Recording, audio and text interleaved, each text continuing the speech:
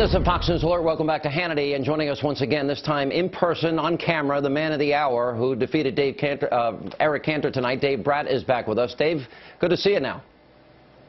Hey, good to be with you, Sean. Thanks.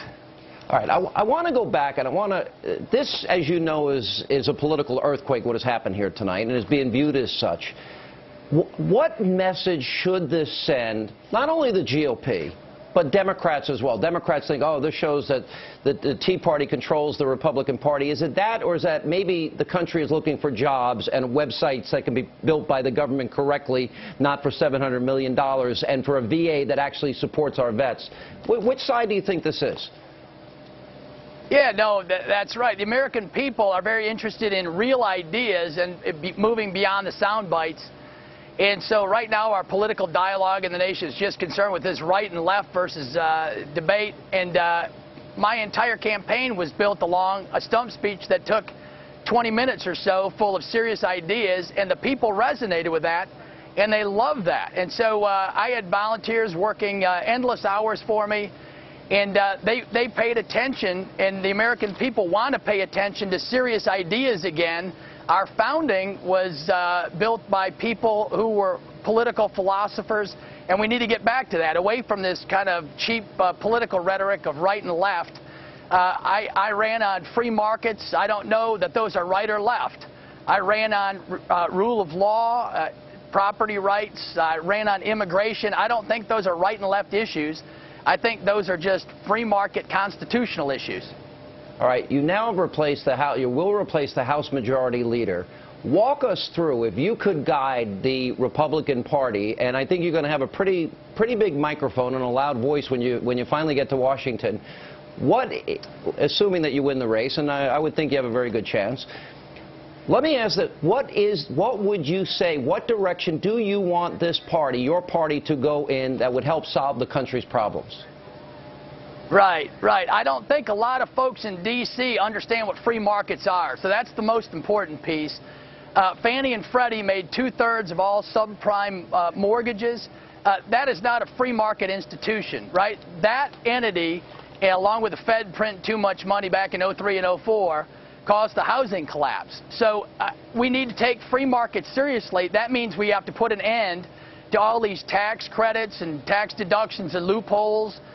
Dave Camp had a good bill in which simplified the tax code and had a Reagan-esque 10 and 25% rate. That made sense, and it was going to be pro-growth, right? It was going to produce 1% more economic growth. And so that will help us restore jobs. And closing the border is very important. I ran hard on that issue.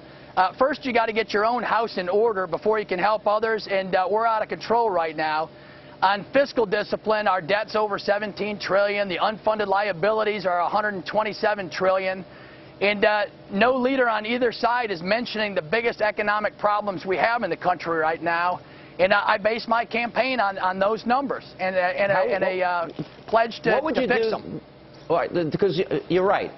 Over $100 trillion in unfunded liabilities, $17 trillion in debt. You know, Barack Obama, then candidate, said it was irresponsible and unpatriotic to have $9 trillion in debt. How would you deal with that issue? What would your alternative to Obamacare be? Right. Well, on health care, I mean, it's obvious we got to first separate the insurance issue from the health care issue. The health care costs are the most fundamental problem. And the reason there's a health care cost problem is just simple economics. Is because the consumer is not seeing the full price of health care, right? If you take your kid in for the sniffles, you pay $20, but the full cost is $200. And so we need to get back to the price system where you see the full cost of health care, and then people will make smarter decisions.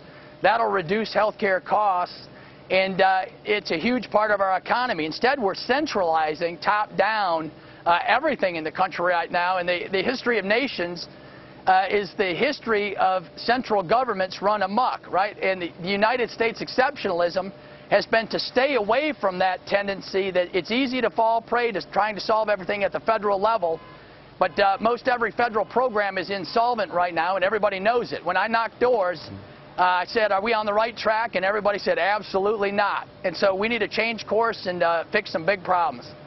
All right, I agree with you. I think in many ways we have huge problems, aren't being addressed. I'd like to see him addressed. And congratulations once again, Dave Brat, on what is a huge victory tonight. Appreciate your time. All right. Thank you, Sean. Great to be with you.